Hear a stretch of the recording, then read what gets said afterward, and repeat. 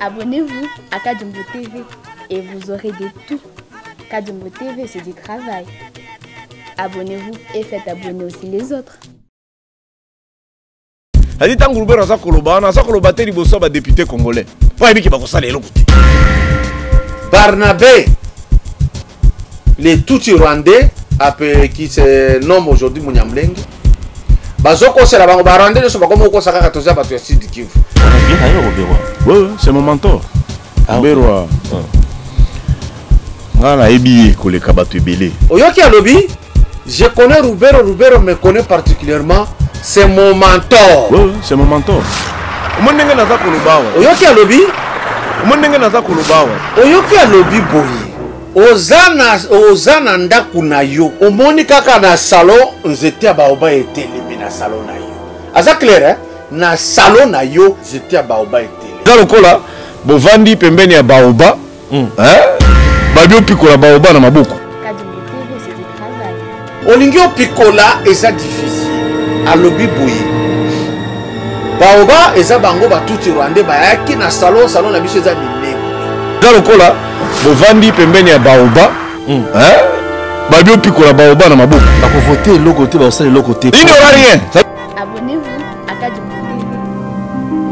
Il reconnaît qu'ils sont rwandais, ils sont venus habiter à Minembwe. Ils se sont constitués en baoba. Bazo senga na babembe, bafiliru, batutuana. Boko pikola bisote, boluka place mususu bofa. C'est ça le discours. Ceux qui vont comprendre dans l'obéité, vete, zongi sa lisusu, bolanda, salon oyo Barnabé oyazoloba, salon eza Minembwe. Baoba ezali ba tuto ba mibengi ba nyamlenge. Bola tasiko ndenge alobi yango. Omondenge naza koloba wa. Don na salon na bino, nzete ya baoba ebimi.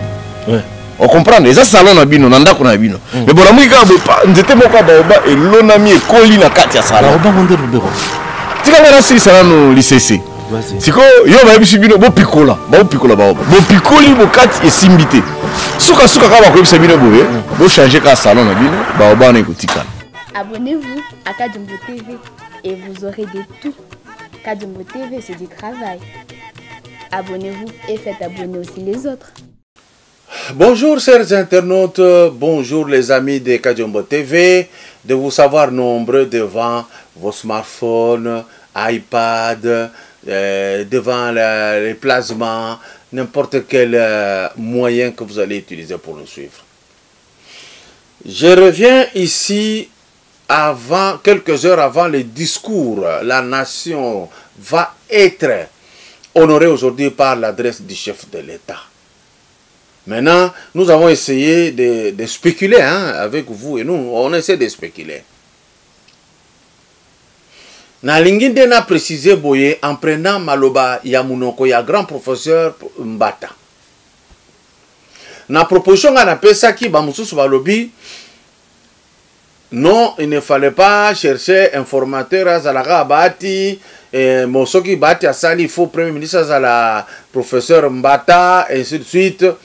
Et beaucoup d'autres aussi ont dit non, est-ce que Karabilongi Moko Moko, tout ça? J'ai dit non.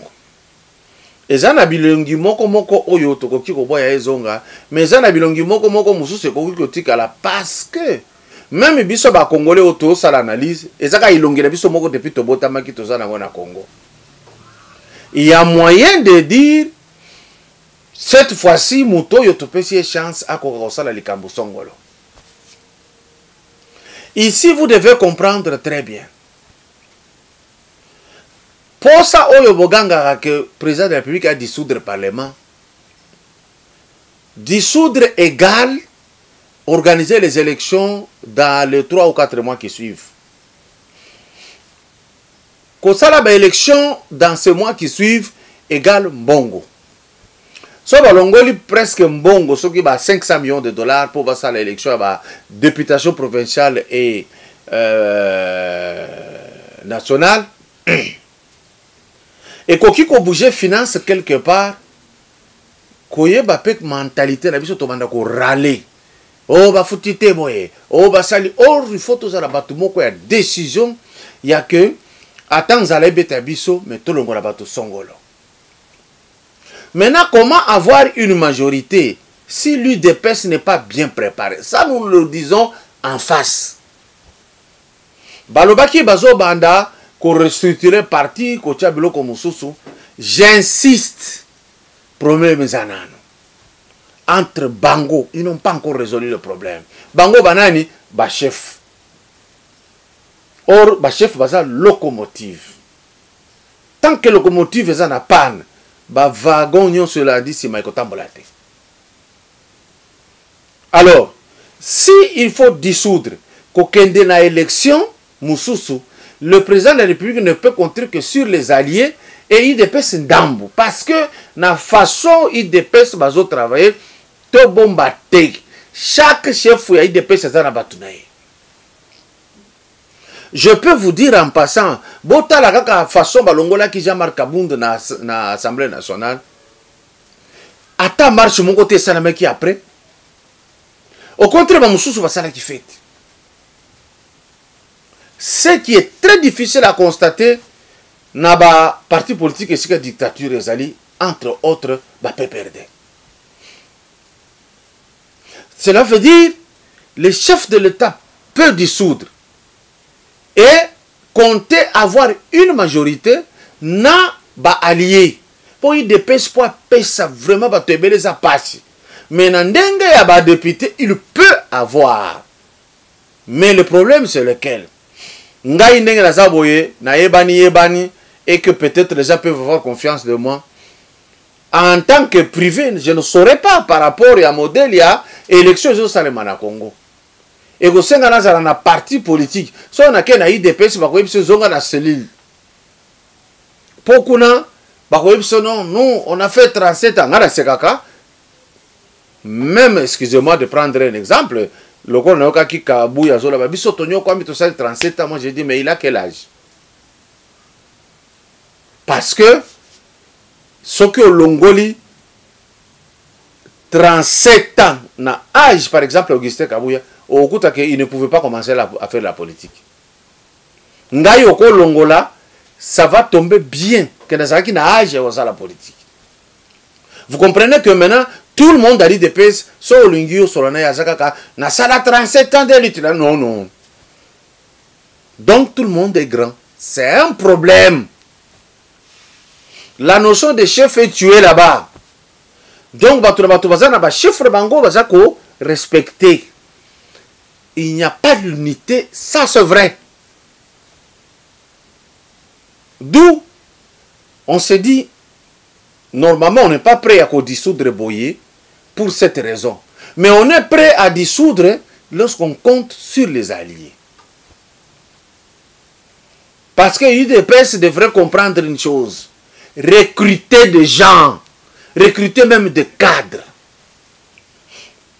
Pour les gens qui sont dans la cellule,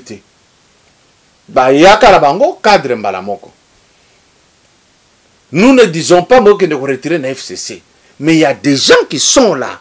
Oh, ça la poids IDPS. Un, de deux IDPS à l'intérieur, et Zaya Kokufa.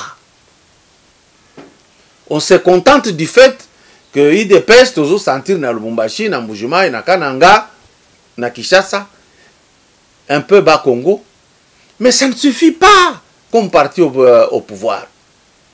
Pourquoi? Parce que tu crier, bah chef Ango bazo kendaka kate ko installer IDPS, bazo bundaka kawa. Oya lobi boye, oya sali boye, bazo yungana place moko. Alors la belle option pour moi, c'est que le chef de l'État, alors Ilung Kamba, a tchaye pembeni.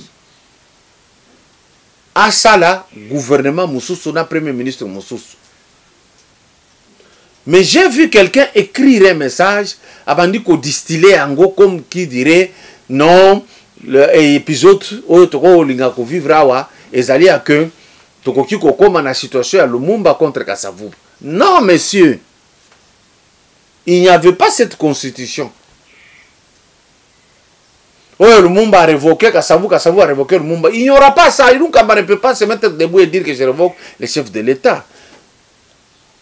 La constitution Bazolo Beza violée, ça c'est la parole du professeur Mbata, le meilleur constitutionnaliste, comme Bangona, Esambo, Nyakuana, professeur Moussoussou, que je ne connais pas trop bien. Alors, jamais au Koyoka parmi les grands constitutionnalistes, même Bochab ne dit pas de sa bouche que violer la constitution. Et Zalika troubadour, et Zalika profiteur, et Zalika les gens qui sont en conflit avec la loi, parce que yebi que ndenge bazo kendena makamu bako kangama. Mais de vrais constitutionnalistes n'ont pas trouvé une seule ligne violée par les chefs de l'État. Bati. Maintenant, je reviens à que Moussou Saloba qui non, c'est difficile à Kolongola une kamba. Non, c'est pas difficile. So yanga sala mapeka, on peut même dire à la police akokotawate, akotate. Je vais vous montrer un cas. Oyebi ndenge basalaka Sami Badi Banga, tant que premier ministre. Ta Kabila oyo. Batindaka police, ndenge kendaki. Et avait violé cette constitution. Batike Libiso modèle. Je vais lire un article de la constitution pour vous dire que ce n'est pas compliqué. La constitution a tout prévu. L'article 78 dispose de ce qui suit. Le président de la République nomme le premier ministre au sein de la majorité parlementaire après consultation de celle-ci. Il met fin à ses fonctions, aux fonctions du Premier ministre, sur présentation par celui-ci. Le Premier ministre doit présenter la démission du gouvernement. Peut-être que ce qui a présenté démission, d'où c'est le président qui a le pouvoir, le bâton. Le Premier ministre ne peut pas dire je ne démissionne pas. Il ne peut pas.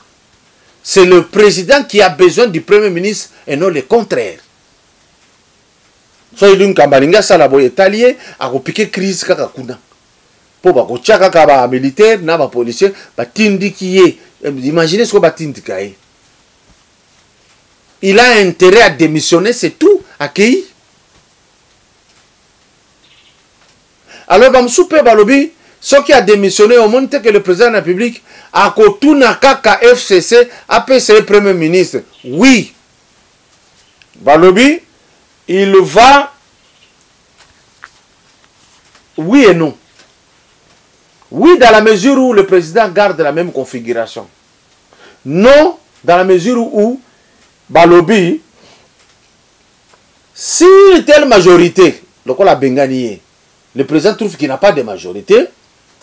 Si une telle majorité n'existe pas, le président de la République confie une mission d'information à une personnalité en vue d'identifier une coalition.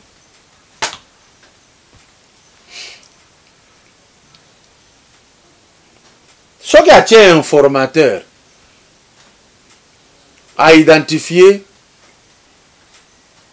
coalition. Mais ici, ce qui est le professeur Mbata, il pouvait mieux nous expliquer. Nganaza bébé n'a droit. Mais néanmoins, je tente de dire quelque chose. Naka échéant, bakoko bengana ilunkamba, mais pour que bat de jouer le kwana, il faudrait encore tolobi bazwa bati le kwebo modeste. Ba bendiye so ba associé cash FDCA UDPS batie place monko bakoki ko dégager une nouvelle majorité. Ce qui va identifier une nouvelle majorité, alors c'est au sein de cette majorité que le chef de l'État va nommer un premier ministre. C'est au sein de cette majorité-là que va coûter d'abord un formateur. Oyo a identifié une majorité. On a un formateur, Moussala Naïsili, baye colocation formateur. Les gens me dérangent un peu avec des questions. Parce qu'ils sont en train de se dire, mais professeur Mbatako Ozala, wapi. Bien sûr que oui. Tous hommes me kakopé ça va aider, mais seul qui peut donner une réponse est le président Félix Tshisekedi. Ngaïna, komona nangai, le professeur Mbata peut devenir premier ministre. Pour que Balongolaye qui député comme premier ministre, il faudrait qu'on arrive à identifier une nouvelle majorité pour exclure les FCC à cause de la sous-nabisoté. En ce moment-là, le président de la République a la liberté, il y a Koluka, pour placer le professeur Mbata comme premier ministre. Mais ce qui est majorité à Sika, eh bien, le président sera obligé à Kolongola. Ilunkamba, à Sengi Bango Lissusuki pourra être premier ministre, sauf à Pesho Yalingagate à Roboya Lissus. Et pendant qu'Obanda Roboya, il peut seulement travailler avec un DIRCAB qui va faire l'office de premier ministre. Comment? En ce moment-là, il peut nommer professeur Mbata DIRCAB Naï. Son boy professeur Mbata, à quoi Matissa, professeur Eberand, à comment DIRCAB Naï. Et il travaille avec, en attendant, FCC a zopé sa combo à boy, à petit combo à boy, toke grandingwan. Et donc, c'est comme ça que la possibilité de nous dengue to uti ko pesa et ko kiko zala. Bamsuba lobino, et ko bimisa trouble. Cessez de rêver sur ça. Ce qui trouble bimi, bango mutu bako perdre. Bako perdre sous makasi. C'est pourquoi, so botali photo monko tozanango, façon tambu mamba baby saki longi, na ba mabunda. Parce que makamu balobaki na bango na FCC. En tout cas, so ngai na lingai no bakaka, bofungola mabele na kota na kende. Milokola bango basaka na motema makasi. Soni pe sila bazawana. Nazo senga veter na analyser makambo rwandais oyo. Bon comprendre que il ne blague pas. Je voudrais bâtir la biso parti à liboso. Oyo Barnabé les tout rwandais qui se nomme aujourd'hui Munyamlenge. Bazoko c'est la bango rwandais ne sont pas comme au Kosaka Katoza Batu Sud Kivu. Les gens de Sud Kivu doivent faire attention. Il dit qu'il connaît Rubera son mentor. Tosengi parti wana moke bâtir la biso. On a bien d'ailleurs Robert. Oui, c'est mon mentor. Robert. Ngana ebi koleka batu ebele.